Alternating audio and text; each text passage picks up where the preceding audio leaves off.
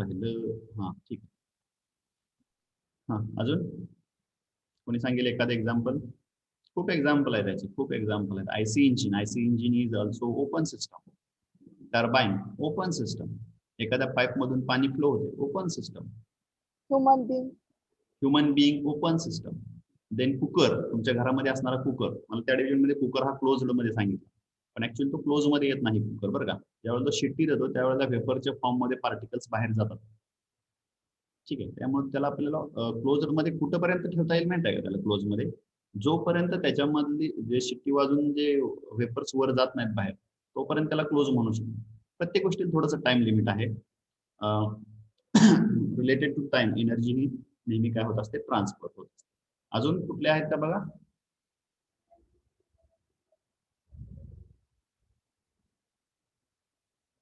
ठीक आहे, म्हणजे एक्झाम्पल संपलेत आपले, नो प्रॉब्लेम. तर एवढं लक्षात ठेवा ऑब्झर्वेशन मध्ये तुमच्या की ओपन सिस्टम आणि ओपन सिस्टम मध्ये काय असतं, मास आणि एनर्जी दोन्हीही काय होऊ शकतात, ट्रान्सफर होऊ शकतात. Then next one is the closed system. Now closed system is the system in which energy can change. म्हणजे सराउंडिंग बरोबर एनर्जीचं इंटरॅक्शन होतं, पण मास जे आहे ते मात्र सेम राहतं. बरोबर आहे. म्हणजे सपोज मी तर एक चेंबर घेतलाय आणि याच्यामध्ये काहीतरी लिक्विड आहे, सपोज वॉटर आहे, आणि तो चारी बाजूने क्लोज आहे. आणि याला जर मी हीट प्रोव्हाइड केली तर याच्यामध्ये ती एनर्जीच्या फॉर्म मध्ये जाईल. ज्यावेळेला मी हीट प्रोव्हाइड करेन क्यूच्या फॉर्म मध्ये, त्यावेळेला त्याचं टेम्परेचर इन्क्रीज होईल. टेम्परेचर इन्क्रीज झाले की प्रेशर इन्क्रीज होईल. त्याच्यामुळे मग त्याच्या डेन्सिटीवरती फरक पडेल.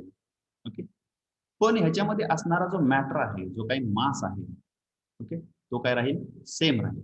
बरोबर आहे. त्याच्यामध्ये असणारा मास जो आहे तो काय सेम राहील. आणि थोड्या वेळानंतर परत मी हे हिटिंग करायचं बंद केलं की परत हा क्यू जो आहे तो सराउंडिंग. म्हणजे या ठिकाणी काय होतं बघा, फक्त एनर्जी ट्रान्सफर होऊ शकते. ओके, म्हणजे सराउंडिंग कडे एनर्जी ट्रान्सफर होऊ शकते किंवा सराउंडिंग मधून घेऊ शकतो, पण तिथे असणारा जो मॅटर आहे तो मात्र काय राहतो, रिमेन सेम. ठीक आहे, असे कोणते एक्झाम्पल आहेत बघा? कोणी सांगू शकते याचे example? Car. Car car closed system कशी मला नाही कळलं. थर्मस.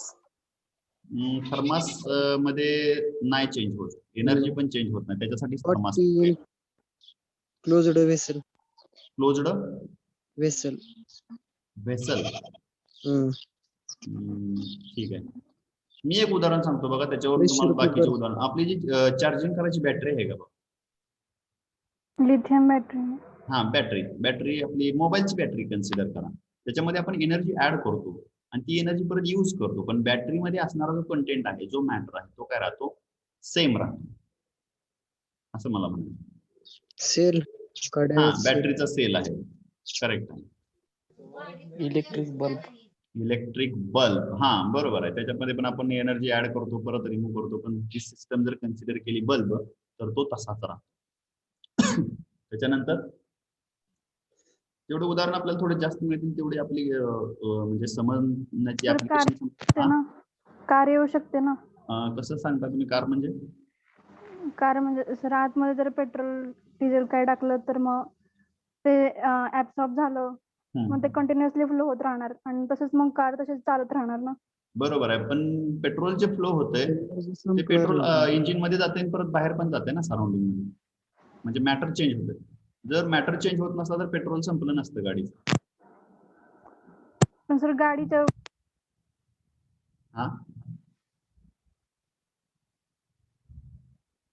म्हणजे तुम्ही जे म्हणताय ना, गाडीतलं जे पेट्रोल आहे ते जर मॅटर जो आहे, म्हणजे 1 लिटर पेट्रोल मी जर टाकलं तर त्याची एनर्जी फक्त चेंज होत असेल. तुम्ही चार्जिंगची बॅटरी म्हणून, चार्जिंग वरची जी गाडी आहे ती म्हणू शकता.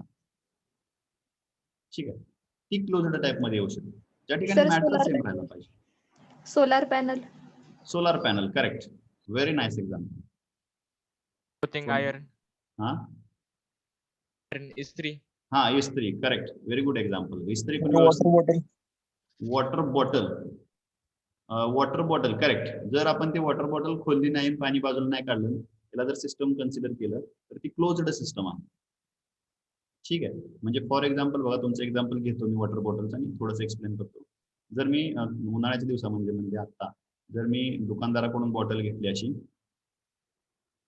आणि त्याचं टोपण नाही काढलं अजून, ती एकदम चिल्ड आहे, थंड आहे, ओके, आणि ह्याला सिस्टम जर कन्सिडर केलं मी, याच्यामधली एनर्जी जी आहे थोडा वेळ जर मी एन्व्हायरमेंट मध्ये ठेवली तर ती हळूहळू काय होते, एन्व्हायरमेंटला यायचा प्रयत्न करते. म्हणजे एनर्जी काय होते, बाहेर खेचून घेतली जाते, रिलीज केली जाते. ठीक आहे. पण याच्यामध्ये असणारं जे पाणी आहे, ओके, जे 1 लिटर तुम्हाला पाणी दिलेलं आहे त्यांना, ते पाणी 1 लिटर जसं तसं राहणार, तुम्ही कितीही वेळ ठेवा. ज्या वेळेला तुम्ही पाणी टोपण उघडून प्याल त्याच वेळेला त्याच्यातला मॅटर कमी होईल. ओके, म्हणजे याला जर आपण अशी क्लोज्ड बॉटल कन्सिडर केली तर हे क्लोज्ड सिस्टमचं एक चांगलं उदाहरण आहे. ठीक आहे. So you are understand now what is the closed system. Now we will proceed for the next point. Next point is the isolated system. So isolated system, it means that whenever there is no change of matter or energy with the surrounding, ज्या वेळेला energy आणि मास किंवा matter याचं surrounding बरोबर interaction होत नाही, त्यावेळेला त्याला आपण काय म्हणतो, आयसोलेटेड सिस्टम. आता आयसोलेटेड सिस्टमचे खूप तसे कमी उदाहरणे आहेत आणि ते टाइमशी रिलेटेड आहे. हा, थर्मास. सगळ्यांना एकच उदाहरण आहे थर्मास क्लासचं. दरवर्षी मुलं हेच सांगतात आयसोलेटेड सिस्टमचं. ठीक आहे, काय अडचण नाही. तर थर्मास फ्लास्क हे असं उदाहरण आहे याचं आयसोलेटेड सिस्टमचं, की ज्याच्या भोवती इन्सुलेशन केलेलं आहे. इन्सुलेशन कशासाठी केलेलं आहे, तर आतमध्ये असणारी एनर्जी जी आहे ती बाहेर जाऊ नये. ठीक आहे. तर अशा ज्या सिस्टम्स आहेत ज्याच्यामध्ये एनर्जी आणि मॅटर दोन्हीपैकी काहीच एक्सचेंज होत नाही, अशा सिस्टम्सला आपण आयसोलेटेड सिस्टम म्हणतो. ओके. आता कोणीतरी सांगितली कोणती, universe. Okay, correct. Universe is the very right example. Okay. Thermos सुद्धा जर बघितलं आपण तर थर्माससाठी आपण टाइम कन्स्ट्रेंट ठेवावा लागतो, तरच ती आयसोलेटेड सिस्टम म्हणून. तुम्ही जर त्याला 1 महिनाभर ठेवला थर्मास फ्लास्क तर त्याच्यामध्ये असणारी एनर्जी जशीच्या तशी राहू शकत नाही, कारण त्या जे साईडचं आवरण आहे त्याचे तेवढे लिमिटेशन्स आहेत. ओके. पण सध्या आपण त्याला आयसोलेटेड सिस्टम मध्ये कन्सिडर करतोय. मग तुम्हाला तो बॉक्स आहे, कुल्फी विकायला येतो बघा. ओके. आणि जर कुल्फी एक सुद्धा विकली नाही, आतमध्ये जो मॅटर आहे तो तसाच ठेवला तर टू इज सुद्धा एक आयसोलेटेड सिस्टम. ठीक आहे. So this is related to isolated system. Isolated system मध्ये कोणत्याही प्रकारचा मॅटर आणि एनर्जी इंटरॅक्शन होत नाही. Okay, so we will proceed for the next point now, properties of a system. याच्या अगोदर मी थोडं सांगतो मला. आता हे जर लिक्विड घेतलं आपण, ओके, हे जर लिक्विड घेतलं ह्याच्यामध्ये आहे ते, तर याला सर्टन अमाऊंट मध्ये मास आहे, बरोबर. त्याला काय आहे, मास आहे. त्याच्यानंतर याला प्रेशर आहे. याच्या प्रत्येक पॉइंटला जर बघितलं आपण तर इथे काय आहे, प्रेशर आहे. त्याच्यानंतर याला व्हॉल्यूम आहे, याला व्हॉल्यूम आहे, याला प्रेशर आहे. त्याच्यानंतर याला टेम्परेचर आहे. ओके. टेम्परेचर म्हणजे ते मी पोळलंच पाहिजे हाताला असं नाही बरं का. टेम्परेचर म्हणजे ज्याचं जे काय असेल ते, ओके, त्याचं जे काय असेल ते असेल टेम्परेचर. म्हणजे 0 डिग्री असेल, 1 डिग्री असेल, 2 डिग्री असेल, मायनस मध्ये असेल टेम्परेचर. ओके. त्याच्यानंतर याची डेन्सिटी, त्याच्यानंतर याची विस्कॉसिटी. ओके. ह्या ज्या सगळ्या आहेत ह्या काय आहेत, सिस्टमच्या प्रॉपर्टीज आहेत. ह्या काय आहेत, प्रॉपर्टीज आहेत, ज्याच्यामुळे इंटरनल एनर्जी मध्ये, म्हणजे इंटरनल एनर्जी मध्ये जर चेंज झाला तर या प्रॉपर्टीज त्याला कारणीभूत असतात किंवा याच्यामध्ये तो चेंज आपल्याला दिसून येतो. ठीक आहे. आपण जर हीट ऍड केली, टेम्परेचर ऍड करत गेलो तर ते तापलंय, हे कशामुळे कळतं, तर टेम्परेचरमुळे कळतं. टेम्परेचर वाढलं असेल तर त्याचा प्रेशर इन्क्रीज होतो, कारण ते एक्सपांड व्हायला चालू होतं. ओके. एक्सपांड व्हायला चालू झालं की व्हॉल्यूम वरती फरक पडतो त्याचा. ओके, म्हणजे हे इंटरनल एनर्जी चेंज होते म्हणजे ती अशा प्रकारची होते. मग याच्यामध्ये मी थोडं यातल्या महत्वाचं जर बघितलं तर या 3 गोष्टी म्हणजे प्रेशर, व्हॉल्यूम आणि टेम्परेचर, या 3 प्रॉपर्टी आपल्या थर्मोडायनामिक स्टडीसाठी आता इथून पुढे थोड्याशा महत्वाच्या आहेत.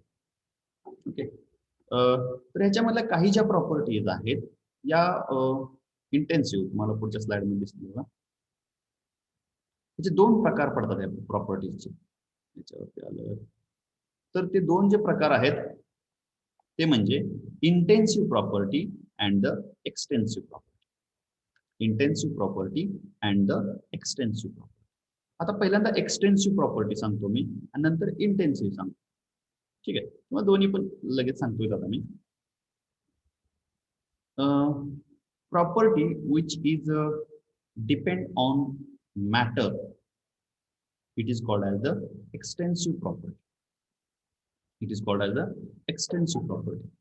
And matter which is not depend on, property which is not depend on the matter or the mass, it is called as the intensive property. ठीक आहे, आता मी सांगतो. एक मी वीट घेतली. ठीक आहे, विटकर माहिती सगळ्यांना? Yes, sir. येस. त्याचं मी या ठिकाणी वजन केलं. त्याचं वजन भरलं 2 किलो. 2 kg वजन भरलं. ती बरोबर मधोमध मी तोडली इथं आणि इथं. तर याचं वजन 2 किलो असेल का कमी असेल? बरोबर मधोमध तोडली तर 2 किलो असेल का काय असेल याचं वजन? कमी कमी असेल, कमी बरोबर आहे. कमी असेल. बरोबर जर मधोमध तोडली तर ही 1 किलो असेल आणि ही 1 किलो. 1 किलो. बरोबर आहे. म्हणजे ही हे जे मास आहे, मास ही जी प्रॉपर्टी आहे ही मॅटरवरती डिपेंड आहे. याच्यामध्ये मॅटर जर कमी झाला तर मास कमी होतं. ओके, जर मी ह्या विटेला दुसरी एक वीट जोडली म्हणजे मॅटर वाढवला तर वजन काय होईल त्याचं? वाढणार. वाढेल. बरोबर आहे. म्हणजे मॅटर वाढवला की मास काय होतं? इन्क्रीज होतं. अशा ज्या प्रॉपर्टीज आहेत त्याला आपण एक्सटेन्सिव्ह प्रॉपर्टी. ओके, याला काय म्हणतो आपण? Extensive property. आता एक इंटेन्सिव्ह प्रॉपर्टीचं मी उदाहरण सांगतो. इथे एक पेन आहे असं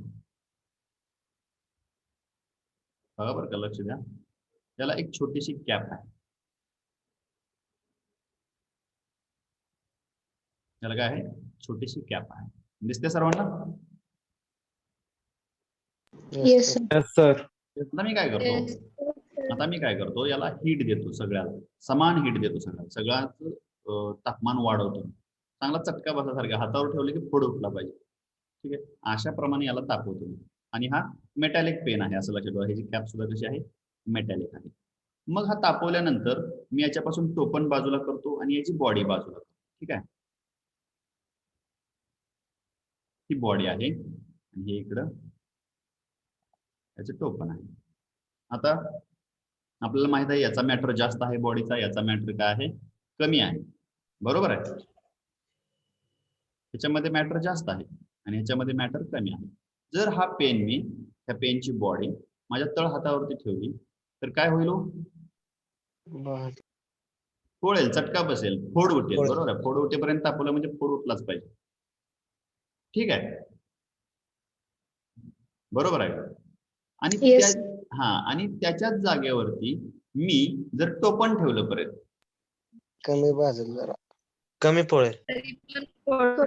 सेम सर.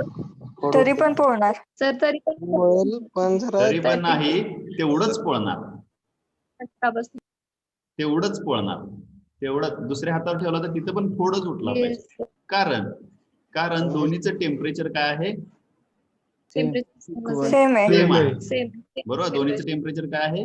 सेम आहे. Same. म्हणून ह्याच्यामध्ये मॅटर कमी असला किंवा जास्त झाला तरी त्याचा फरक पडत नाही त्या प्रॉपर्टी. अशा ज्या प्रॉपर्टीज आहेत याला आपण कुठल्या प्रॉपर्टीज म्हणतो? Intensive properties. प्रॉपर्टी म्हणतो. याला काय म्हणतो? Intensive property. फॉर एक्झाम्पल एखादा चेंबर आहे असा आणि त्याच्यामध्ये कॉम्प्रेस केलेलं एखादं काहीतरी भरलेलं आहे.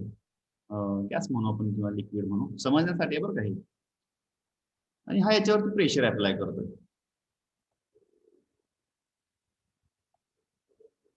ठीक आहे, आणि हा मी बरोबर मधून इथून जर कापला असा,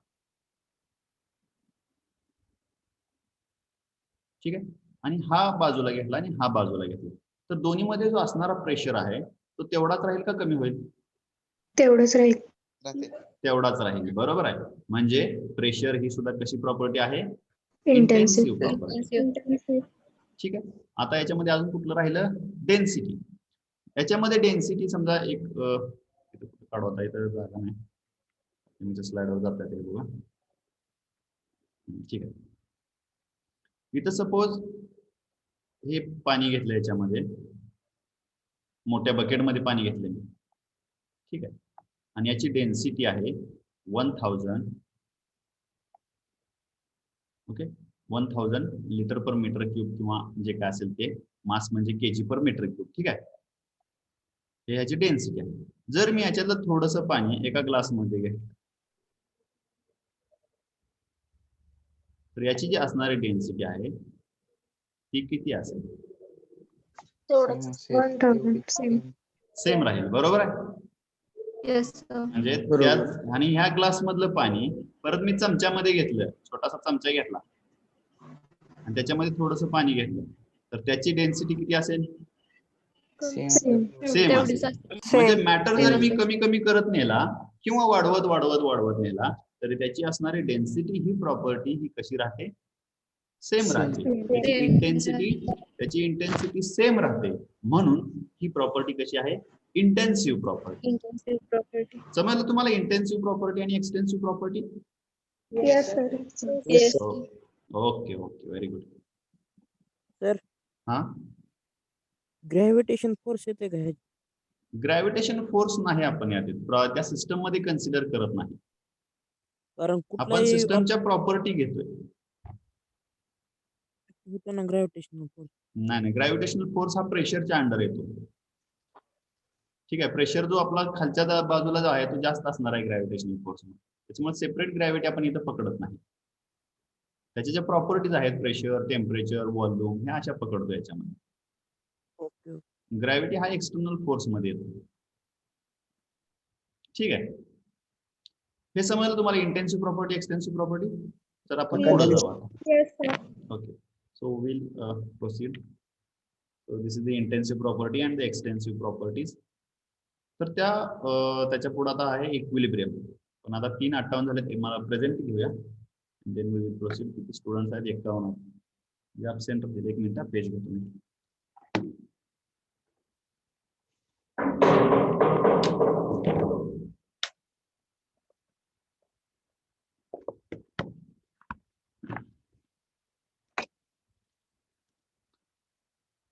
okay, roll number 1. Present, sir. 2, 3, present sir. 4. Roll number 4 absent. 5, 6, 7, present sir. 8, Present, sir. 9, Yes, sir. 10. Roll number 10 absent. 11, Yes, sir. 12, absent. 13, absent. 14, Present, sir. 15, 15 absent. Present, sir. Okay, 15 is there. 16 आहे. Present, sir. 17. Yes, sir. Okay, 18. Okay, 18 आहे. 19. Yes, sir. Okay, 20. Yes, sir. 21. Yes, sir. 22. Yes, sir. 23. Yes, sir. 24. Yes sir. 25. Present sir. 26. Yes sir. 27. Present sir. 28. Present sir. 29. Yes sir. 30. 30 absent. 31. Present sir. 32, 32 absent. 33, Yes, sir. 34, Present, sir. 35, Present, sir. 36, 36 absent. 37, Present, sir. 38, 39, 40, Yes, sir. 41,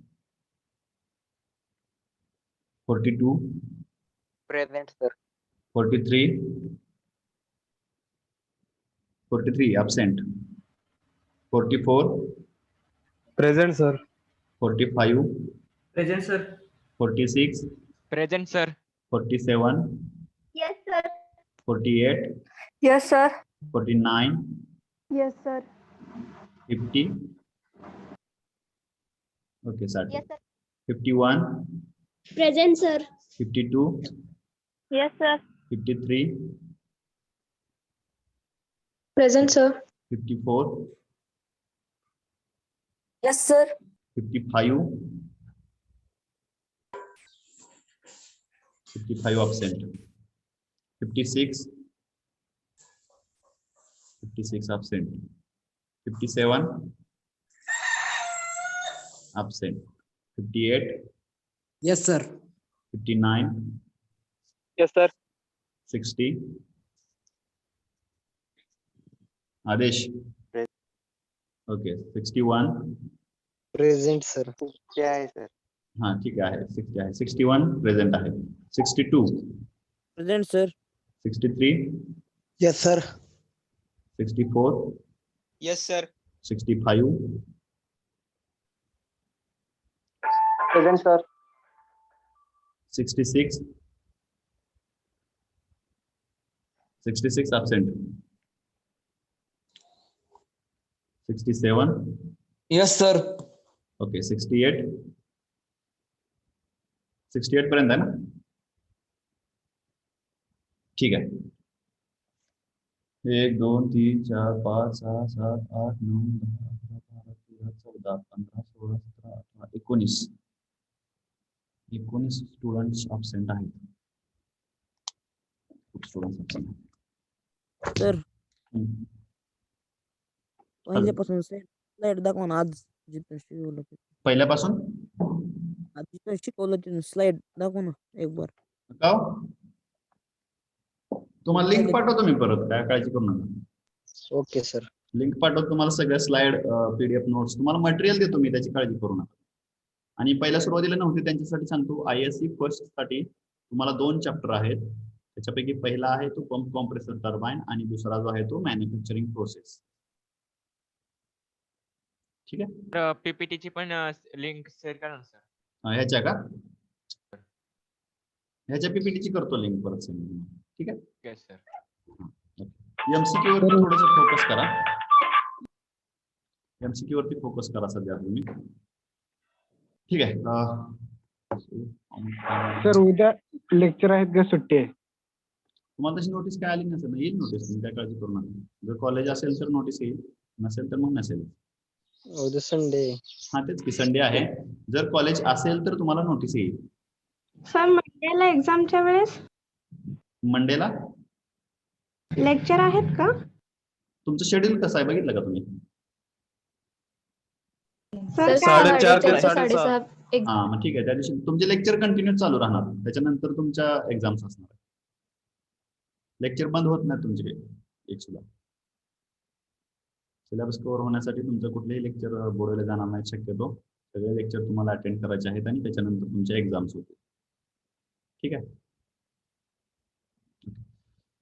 so we have some time so in between that we will see what is the equilibrium state okay एखादी system असते okay equilibrium state मध्ये system आहे किंवा state and equilibrium असं याच्यामध्ये लिहिलंय तर equilibrium म्हणजे त्याच्यामध्ये जे असणारे कॉम्पोनंट्स आहेत ते एका स्टेटला आहेत म्हणजे स्टेडी राहतात त्यावेळेला ती सिस्टम इक्विलिब्रियम कंडिशन मध्ये आहे असं आपण म्हणतो इक्विलिब्रियम कंडिशन मध्ये म्हणजे कसं समजा या ठिकाणी एक चेंबर आहे आणि याच्यामध्ये टेम्परेचर, प्रेशर, त्याच्यानंतर त्याची असणारी डेन्सिटी, ओके, ह्या गोष्टी जर कॉन्स्टंट राहिल्या, ह्या गोष्टी म्हणजे त्याच्या प्रॉपर्टी सिस्टमच्या जर कॉन्स्टंट राहिल्या तर त्याला म्हणतो आपण ती सिस्टम इक्विलिब्रियम कंडिशन मध्ये आहे. ओके, ही काय आहे? इक्विलिब्रियम कंडिशन मध्ये. आणि ज्या वेळेला ती एखाद्या इक्विलिब्रियम कंडिशन मध्ये असते त्यावेळेला त्याची ती एक स्टेट असते, त्याची स्टेट म्हणजे ती एक परिस्थिती असते. ठीक आहे, तर याला आपण स्टेट आणि इक्विलिब्रियम. इक्विलिब्रियम म्हणजे कळाल तुम्हाला? इक्विलिब्रियम मध्ये त्याच्यामध्ये असणारं मास, टेम्परेचर, व्हॉल्यूम, प्रेशर, डेन्सिटी हे ज्या वेळेला एका कंडिशनला असतात, म्हणजे याच्यामध्ये दाखवलं बघा इथं ही स्टेट पहिली आहे, म्हणजे याच्यामध्ये व्हॉल्यूम 1.5 आहे, 20 डिग्री सेल्सिअस आहे, 2 kg आहे. याच्यातलं एक जरी चेंज झालं तर ती त्या इक्विलिब्रियम स्टेट म्हणून दुसऱ्या स्टेटमध्ये जाईल. ठीक आहे, हे जोपर्यंत कॉन्स्टंट आहे, म्हणजे हे मास समजा मी 10 मिनिटासाठी याला ऑब्झर्व करतोय, ओके, 10 मिनिटासाठी या सिस्टमला ऑब्झर्व करतोय, तर 10 मिनिटानंतर सुद्धा किंवा पूर्ण 10 मिनिटं त्याच्यामध्ये असणारे मास, टेम्परेचर, व्हॉल्यूम हे जर जसंच्या तसं राहिलं तर ते कंटिन्युअसली इक्विलिब्रियम स्टेट मध्ये राहील. ठीक आहे, आणि ज्या वेळेला त्याच्यामध्ये एक क्वांटिटी बदलेल, म्हणजे इथं बघा दाखवलं टू व्हॉल्यूम याचं इन्क्रीज झालं, म्हणजे हे एका स्टेट मधून दुसऱ्या स्टेट मध्ये गेलं, ही दुसरी इक्विलिब्रियम स्टेट आहे. ही काय आहे? दुसरी इक्विलिब्रियम स्टेट आहे. इक्विलिब्रियम स्टेट म्हणजे काय आहे? त्याच्यामध्ये सगळं बॅलन्स असतं.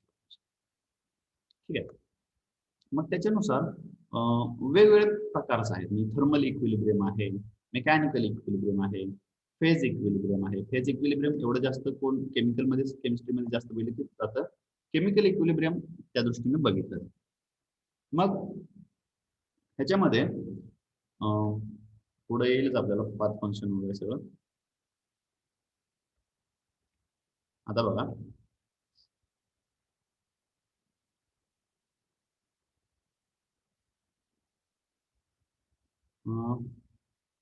एक सिस्टम तुम्हाला दाखवतो मी, म्हणजे तुमचं थोडस लक्षात येईल. एक प्रॉपर्टी घेतो यातली आणि त्याच्याशी रिलेटेड दाखवतो. सपोज याचं टेम्परेचर 20 डिग्री सेल्सिअस, ही एक सिस्टम आहे आणि याचं टेम्परेचर 20 डिग्री सेल्सिअस आहे. ठीक आहे, हा मी ग्राफ काढतोय. या बाजूला टेम्परेचर दाखवतोय आणि या बाजूला टाइम दाखवतोय. टाइम रिव्हर्स मॅनर दाखवतो बरं, ही अशी झाली. ठीक आहे, या बाजूला असली तरी काय अडचण नाही. टाइम म्हणजे तुमच्या प्रोसेस वगैरे कशा येतात, सायकल कशा तयार होतात हे इथं पाहतोय आपण आता. बरं, इक्विलिब्रियम स्टेट मध्ये म्हणजे जोपर्यंत ही एका स्टेट मध्ये आहे, ही याची कुठली स्टेट आहे? फर्स्ट स्टेट आहे. ज्या वेळेला याचं टेम्परेचर 20 डिग्री सेल्सिअस, म्हणजे याचं टेम्परेचर इथं 20 आहे, हे 10, हे 20, हे 30 आणि हे 40. या ठिकाणी ही सिस्टम आहे, याला आपण इक्विलिब्रियम स्टेट मध्ये आहे, याला आपण स्टेट फर्स्ट म्हणू. याला काय म्हणू आपण? स्टेट फर्स्ट म्हणू. मग याच्यामध्ये जोपर्यंत एनर्जी, टेम्परेचर जोपर्यंत किंवा हीट जोपर्यंत ऍड होत नाही किंवा रिमूव्ह होत नाही तोपर्यंत त्याच स्टेटला, बरोबर आहे. पण ज्या वेळेला याच्यामध्ये मी हीट ऍड करतो, बर्नर लावून या ठिकाणी जर मी हीट ऍड करतो तर हे टेम्परेचर काय होईल? इन्क्रीज व्हायला चालू होईल. बरोबर आहे. मग ज्या वेळेला हे इन्क्रीज व्हायला चालू होईल त्यावेळेला ते पहिली जी इक्विलिब्रियम स्टेट आहे त्याची जी स्टेबल स्टेट आहे त्याच्यामधून ते वाढत वाढत जाईल एका ठराविक रेंजला. समजा याचं टेम्परेचर 80 डिग्री सेल्सिअस पर्यंत गेलं, हीच सिस्टम आहे आणि त्याचं टेम्परेचर 80 डिग्री सेल्सिअसला गेलं. मग हे 80 डिग्री सेल्सिअस पर्यंत जाण्यासाठी त्याला काहीतरी वेळ लागणार आहे, बरोबर आहे. मग ती दुसऱ्या स्टेटला म्हणजे 80 डिग्री सेल्सिअस, या ठिकाणी इथं 80 डिग्री सेल्सिअसची स्टेट आहे, इथं येऊन ही सिस्टीम थांबते. ओके, इथं परत ती इक्विलिब्रियम स्टेट मध्ये आली, म्हणजे 80 डिग्री सेल्सिअस तिथं थांबलं, स्टेबल झालं. तर ही सिस्टमची सेकंड स्टेट आहे. ओके, सेकंड इक्विलिब्रियम स्टेट आणि ही फर्स्ट इक्विलिब्रियम स्टेट. मग इथून जी इथपर्यंत चेंज झाला याला काय म्हणतो आपण? प्रोसेस म्हणतो. बघा एक एक टर्म ऍड करत चाललोय बरं का मी. पहिल्यांदा इक्विलिब्रियम म्हणजे काय सांगितलं, त्याच्यानंतर इक्विलिब्रियम स्टेट सांगितली, आता मी प्रोसेस सांगतोय काय. प्रोसेस म्हणजे काय आहे? ज्या वेळेला सिस्टम स्टेट 1 मधून स्टेट मध्ये 2 गेली त्याला प्रोसेस म्हणतो. इथं जी काय क्रिया झाली मध्ये त्याला काय म्हणतो आपण प्रोसेस म्हणतो. मग आता त्याला बर्नरने तापवलं किती फास्ट झालंय ते किंवा किती स्लो झालंय म्हणजे 20 डिग्री सेल्सिअस वरून टेम्परेचर 20 डिग्री सेल्सिअस पर्यंत 80 डिग्री सेल्सिअस पर्यंत जाण्यासाठी किती फास्ट झाला असेल किंवा स्लो झालं त्याच्यानुसार ही सिस्टीम ही अशी पण जाऊ शकते 80 डिग्री सेल्सिअस पर्यंत हळूहळू, त्याच्यानंतर एकदम रॅपिड फास्ट जाऊ शकते, ठीक आहे, किंवा एकदम स्लो अशी जाऊ शकते. ठीक आहे, म्हणजे या स्टेटमधून स्टेट फर्स्ट मधून स्टेट सेकंड मध्ये जाण्यासाठी सिस्टीम वेगवेगळे पाथ घेऊ शकते, वेगवेगळे मार्ग घेऊ शकते. ओके, म्हणजे तुम्ही तुमच्या गावाकडून कॉलेजपर्यंत येणार असाल तर त्या ठिकाणी तुम्हाला वेगळे वेगळे मार्ग दिसतील. तुम्ही नकाशामध्ये बघितलं तर तुम्हाला 2-3 मार्ग दाखवले. ओके, तुम्ही एका स्टेटला आहात आता, एका तुमच्या घरी म्हणजे ती एक स्टेट आहे. त्या स्टेटमधून तुम्ही कॉलेजमध्ये जर यायचं असेल तर तुम्ही दुसऱ्या स्टेटला यावं लागेल. त्याच्यासाठी तुम्हाला एक पाथ चूज करावा लागेल. ओके, तुम्ही नियरेस्ट पाथ चूज करा किंवा लॉंगेस्ट चूज करा. ओके, पण ही जी प्रोसेस झाली, तुम्ही घरामधून कॉलेजपर्यंत आला, ही एक प्रोसेस झाली. ही काय झाली? प्रोसेस झाली. आणि तुम्ही कोणत्या मार्गाने आला ती म्हणजे काय आहे? पाथ आहे. त्याला काय म्हणतो आपण? पाथ म्हणतो. हा पण पाथ आहे, हा दुसरा पाथ आहे, हा तिसरा पाथ. सिस्टम कोणत्याही पाथने जाऊ शकते. त्याच्यामध्ये कसे चेंजेस होतात टेम्परेचरमध्ये त्याच्यानुसार तो पाथ डिपेंड करतो. ठीक आहे, इथपर्यंत समजलं तुम्हाला? इक्विलिब्रियम स्टेट म्हणजे काय सांगितलं मी तुम्हाला, त्याच्यानंतर स्टेट चेंज कशी होते ते सांगितलं, आणि ज्या वेळेला स्टेट चेंज होते एका स्टेट मधून दुसऱ्या स्टेट मध्ये त्याला आपण प्रोसेस म्हणतो. त्याला काय म्हणतो आपण? प्रोसेस म्हणतो. ही प्रोसेस वेगवेगळ्या मार्गाने होऊ शकते, त्या मार्गाला आपण सिस्टीम चेंज होण्याचा पाथ म्हणतो. समजलं का इथपर्यंत? Yes sir. ठीक आहे, आता ह्याच्या पुढं तुम्ही आता घरून म्हणजे हे तुमचं होम आहे आणि हे कॉलेज आहे, हे तुम्ही एका स्टेटला आहे, ते इक्विलिब्रियम स्टेटला खाऊन पिऊन निवांत राहायला इक्विलिब्रियम स्टेट एकदम स्टेबल, काय अडचण नाही. इथून या एका स्टेट मधून तुम्ही इथं कॉलेजला आला. ठीक आहे, ही दुसरी स्टेट आहे. कॉलेजमध्ये आल्यानंतर तुम्ही थांबला आणि परत तुम्ही घरी गेला. परत काय केलं? तुम्ही घरी गेला. हे एका पाथनं आला आणि एका पाथनं घरी गेला. ही जी प्रोसेस झाली, ओके, इनिशियल पॉइंट पासून स्टार्ट झाली आणि परत त्याच इनिशियल पॉइंटला येऊन मिळाली, याला काय म्हणतो आपण? प्रोसेस. पाथ. सायकल. याला आपण सायकल म्हणतो. इथं 2 पाथ आहेत. असेच कितीही पाथ असू शकतात. तुम्ही जर वेगवेगळ्या सायकल्स बघितल्या तर तुम्हाला असं दिसेल बघा, त्याच्यामध्ये इथून सुरुवात होते, असे वर जाते, परत असे आहेत ना, आयसोबॅरिक आयसोकोरिक प्रोसेस. त्याच्यामधले ही एक इक्विलिब्रियम स्टेट आहे, ही दुसरी आहे, ही तिसरी आहे, ही चौथी आहे, आणि परत पहिल्या स्टेटला इथं येऊन ती मिळते. म्हणून याला काय म्हणतो आपण? सायकल म्हणतो. ही एक सायकल कंप्लीट झाली. ठीक आहे, इथे तुम्हाला मी काय सांगितलं? सायकल सांगितलं. इनिशियल पॉइंट पासून स्टार्ट होते इक्विलिब्रियम स्टेट चेंजेस आणि ते परत येऊन त्याच स्टेटला आले, म्हणजे टेम्परेचर 80 डिग्री सेल्सिअस पर्यंत इथून मी वाढवलं आणि परत एन्व्हायरमेंट मध्ये ठेवल्यानंतर परत ते 20 डिग्री सेल्सिअसला आले. मग ते ह्याच पाथने येईल किंवा वेगळ्या पाथने येईल. ठीक आहे, कारण मी तापवताना एकदम फास्ट तापवलं, पण एन्व्हायरमेंट मध्ये तेवढी एनर्जी नाही म्हणून ते स्लोली कूल झालं परत. मग ही जी प्रोसेस झाली त्याला सायकल म्हणतो. हे समजलं सगळ्यांना? Yes. Yes, sir. Okay, good, very good. So remaining part we will see in the next lecture. Okay, पुढचा जो काय पार्ट आहे तो आपण नेक्स्ट लेक्चर मध्ये बघू. आतापर्यंत जे काय सांगतोय एवढं थोडं लक्षात ठेवा व्यवस्थित. ठीक आहे, गणेश, टेम्परेचर वाढवत आहे का त्या सिस्टमचं? रेषावरून त्याच्यावरती. ठीक आहे, ओके. सो आज आपण थांबू इथं. Okay sir. Okay sir. मला वाटतं तुम्हाला मी जे शिकवलं ते बऱ्यापैकी समजलं असेल असं आशा करतो, आणि आपण इथं थांबू. Okay, thank you all of you. Now I am going to close the meeting.